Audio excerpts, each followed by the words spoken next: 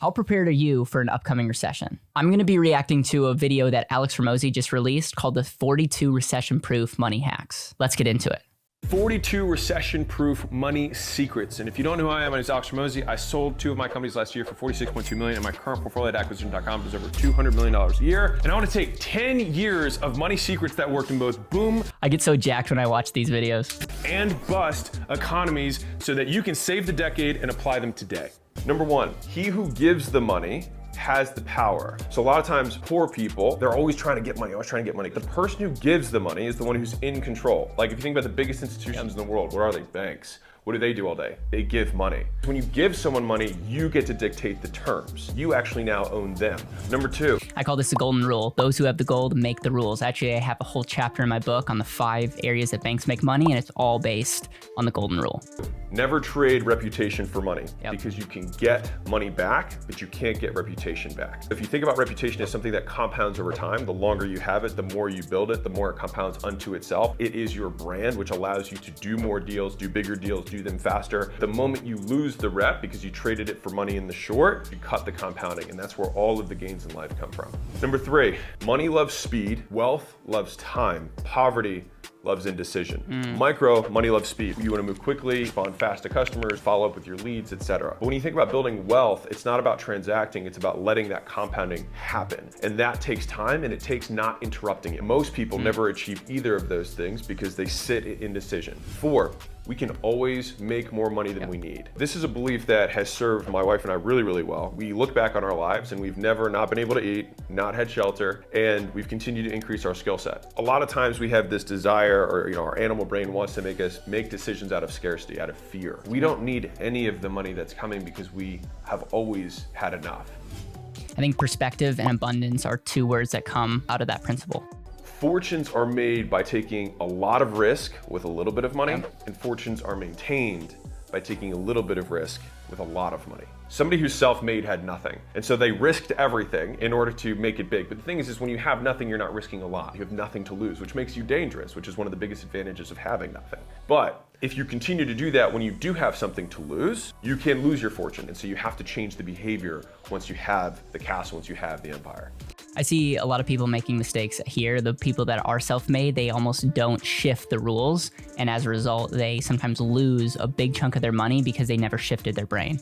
6, money flows where attention goes. If you spend time thinking about fashion all day, your attention's going towards buying clothes. If you think about cars all day, it's going towards your car. If you're thinking about your business all day, it should be going towards your business. Pick one thing, go all in, because you only have so much juju. Think about it like a magnifying glass, and you're the sun in this instant, and you've got to burn a hole to get through to the next level. If you're spread across too thin of an area, you never get enough concentrated heat. Most people have the potential, but they don't have the focus, which is why they can never break through. Are you thinking about asset-based activities or liability-based activities? In other words, is money coming to you because of your thinking and where you're putting your time, or is it leaving you? I love football, but I got rid of fantasy football years ago because it took too much attention away from what was really important to me. 7, your home life and your business life have to be aligned money-wise. So you can't try to grow a business and reinvest everything here while you're living a super lavish lifestyle trying to flex. It has to be aligned. All of our business rules around money are also our home rules around money. And so if we don't live with any debt within our personal lives, we do the same thing within our business lives. 8. The elephant in the room is if you're not married or partnered with someone that is aligned with your values, it will be a ton of friction, not just now, but in the future. Ignore money advice from poor people. This may sound ridiculous, but let me say it differently. Ignore money advice from your dad or mom who are poorer than you want to be, from your good friends who are poorer than you want to be, from people who have smaller dreams for your life than you do. The reason that rich people can lose everything and then recreate it is because they see reality more accurately. The reason people can't make money is because they don't see reality the way it actually is. Most of life is trying to pull these rocks out of our vision so that we can see more clearly. I once heard it from a mentor of mine that said, Caleb, don't take advice from people that you wouldn't want to trade places with on the advice that they're giving you. I think it's something interesting to think about. It's always easier to buy than to sell. You want to get into a stock, you want to get into something, you can buy it instantly. You want to get into a real estate deal, you want to get into a business, you have to be extra careful. You want to put all the slow on the buy, and you want to put all the lubricant on the sell. 10, money is fickle. Money is jealous. It sticks and goes to the person who pays it the most attention. Money comes into the system, but there are these grooves in the ground where it all eventually flows up to the few people who pay it the most attention. Someone gets paid, they go buy their groceries, the grocery person has to go buy for the supplier buys it from whatever, but the person who has the access is the one who pays it the most attention, is the one who it sticks to at the end. 11, we stay poor until we've learned all the lessons that poverty has to teach. People stay in poverty, but they're not trying to pay attention to like, what lesson do I need to be learning that I'm not? Actually taking action, learning how to save money at a basic level, personal finance. What's up, you guys? It's Graham here. These are the lessons that we have to learn in poverty to get out of poverty. And until you do that, you don't beat the level. I just want to say that's the deepest thing that he said so far in this video. 12, frugality drives innovation. Even when you have money, one of the best things to do, in my opinion, is constrain your resources, constrain time. It'll force you to think creatively to solve problems without using money as the solution. And if you have constraints right now on time and or money, don't see it as a disadvantage because it's what people who do have money try to get into to solve problems. And the only thing that's at the disadvantage is thinking it is. And going back to the self-made man, that's huge. Put constraints. Jeff Bezos, a core value of Amazon is frugality, do more with less. Amazon's one of the most successful businesses out there, and it's still a core value. It should probably be a core value of ours as well. Think once before investing, think twice before spending. Investing is something that you're putting money into that is going to give you a return of some kind. It's either going to give you a skill that's going to increase your earning capacity, or it's going to be something that's going to quite literally give you a return in terms of it's going to be yield or worth more in the future. Spending is something that's going to never be worth more in the future, and it's going to be consumed. 14. I disagree with Alex on this. Obviously think twice before spending, but I see too many people that are investing and they just think everything compounds. A lot of people are investing in things not even going to be around in 10 years. Money flows to the person who needs it the least. The rich get richer because they don't need it. And because they don't need it, they have leverage. You have to sell not from your own wallet, but from the person in front of you. Come to the table with other options. It's the person who needs nothing who's the person who has the most power. And that's where the money will go. 15, we make money. Our money does not make us. You start tying your self-worth to your net worth. Then your net worth itself becomes a liability to your own self-esteem. It is my ability to make money, which is what creates my value, not the money itself, because the money itself can be taken. My family was in the Iranian Revolution and everything they had was taken. All it takes is one government saying, oh, all that land, all those cars, all those homes, those are ours now. And that's it. And so a lot of people have this idea of legacy and permanence that's just an illusion, which is why we make our money doesn't make us. 16. I like to say that you are your greatest asset. Never forget that. A lot of people diversify their ability to have an impact. And I also think if your identity is in money or even how it's made, this is where I disagree with Alex, you're never going to be happy. It's got to be in something deeper. 15. It may be an amazing opportunity, but not our amazing really opportunity. One of the things that I needed early on was permission to not do things. Because in the beginning, you don't know how to do anything. You're analysis paralysis and you just get scared. And once you get over that, the problem is that your yes muscle becomes too flexed. You start saying yes to everything. We should do this thing and we should do this thing together. You say, dude, I think it's an amazing opportunity. I just don't think it's my amazing opportunity. And it's gotten me out of so many situations that I know long-term wouldn't have been good for me. This one I need to take to heart. And when someone once told me, a no is freeing you up to say yes to the right thing. 17, we control the money flow wherever possible. People who have a lot of control, payment processors. Everybody thinks they're amazing until the day you can't process money. And so the idea is the further upstream you can go, the more leverage and control you have over the money. Banks get the money and then they give it back later. The person who's furthest upstream the money has the most power over it. 18, hence the and asset. Always have a no fund. Me knowing that I can take whatever risk I want and I am still protected and everything that I have for the rest of my life is taken care of, gives me a lot of peace, which allows me to be more aggressive, be more offensive. As soon as you can, have your fund, whether it's 3 months, whether it's 6 months, start putting that away, that nut, so that you can go more on the offensive. I actually agree. I would use a different word than he uses, but yes, emergency fund, have a solid foundation so that you don't have to worry, so that you can take bigger risk and swing for the fences.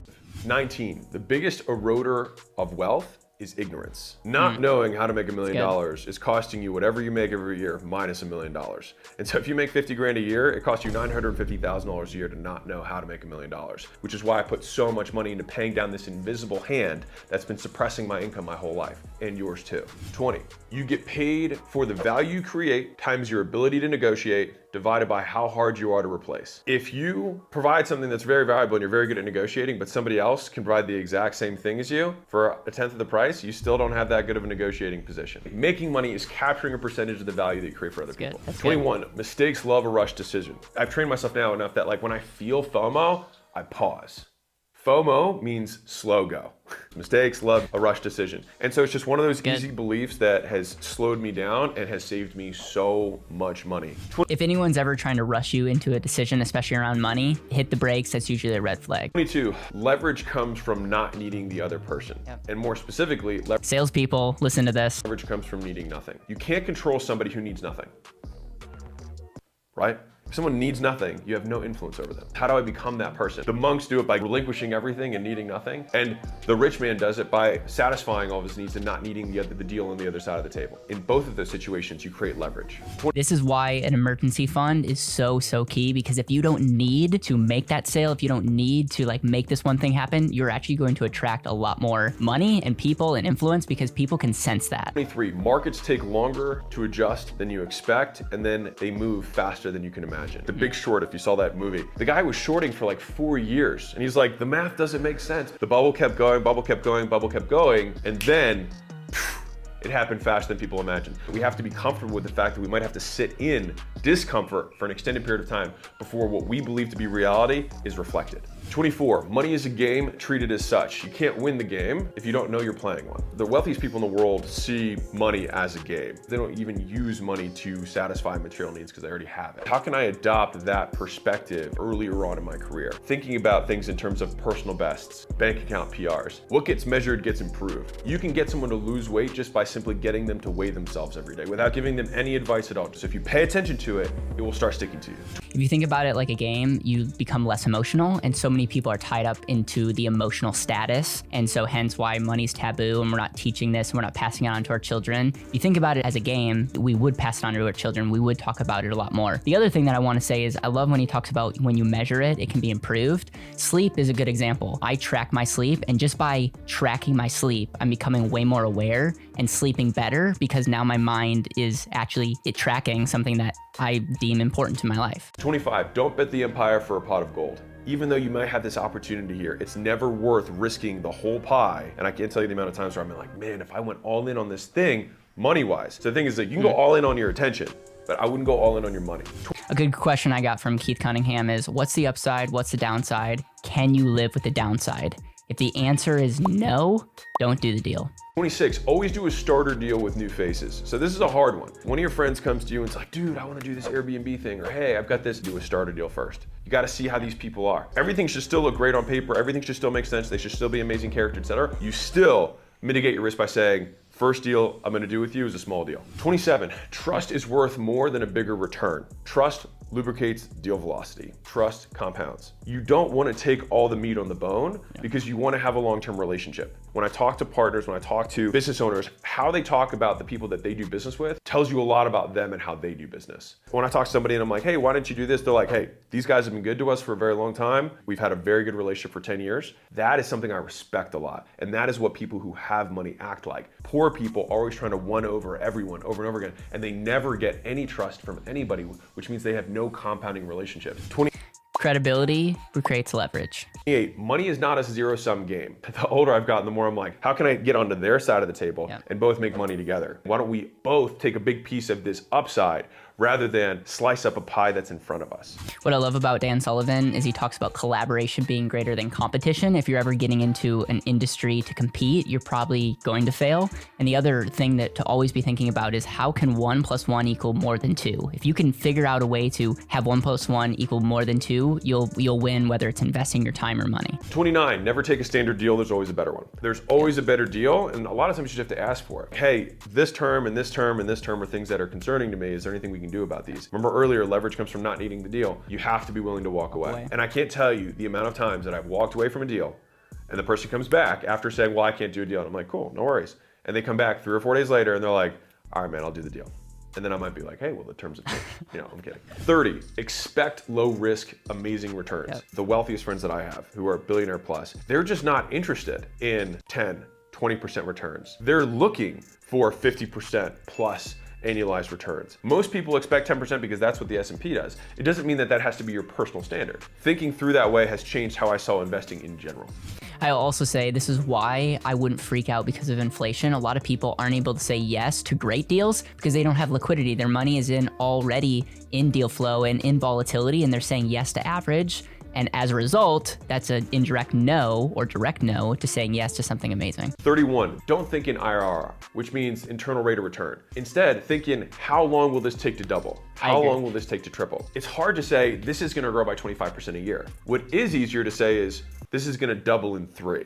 Changing how you ask the question changes how you'll find the answer. I agree, but I disagree when it comes to life insurance. When it comes to life insurance, think in IRR. 32, this is a Buffettism, but diversification is a hedge against ignorance. And it's only risky if you don't know what you're doing. There's a million games and all of them make tons of money. And so it's really about taking one game and taking it to its natural conclusion, which is learning every single aspect of that game, rather than saying, I wanna be in stocks, I wanna be in real estate, I wanna be in crypto, I wanna also have my side hustles, you can't get good at any of them because you're competing against people who are all in. Cody Sanchez has, in her version of Robert Kiyosaki's Cash Flow Quadrant, she talks about the master allocator. This is exactly what she's talking about. Play one game and play it well. 34, I skipped 33 because I covered it in that last one. Returns are in the terms. Everybody who's watching this, if you make money doing anything that's a side hustle, I'll pay you $1 billion for your business, but it's on my terms. And I can make that deal every time and not lose money. Understanding the terms of the agreement and how many different ways you can make terms. And the only way you do that is through having the conversations and trying to structure it from learning from other people. 35, whenever possible, use house money.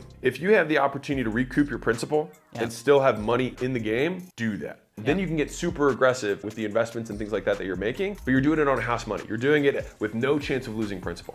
Logically, that doesn't make sense because our money is all in one pot, but emotionally that makes a ton of sense, and I agree. 36, always know how to get your money back. You have to know the exact way of doing it, not just like, oh yeah, I can get my money back. It's like, no, but how would I do it? Walk me through each of the steps so that I have full understanding of how this would work. If they actually don't mean it, then they won't have a way to do it and you'll be able to sniff something out immediately. 37, cash flow is king, all right? And that's both on a personal level and on a business level. So for you, your cash flow is gonna be dictated by your income minus your expenses. It's really your savings flow. If there's one thing that you get from Money Rules is that you'd be switching your metric towards what am I saving every month rather than what am I making every month.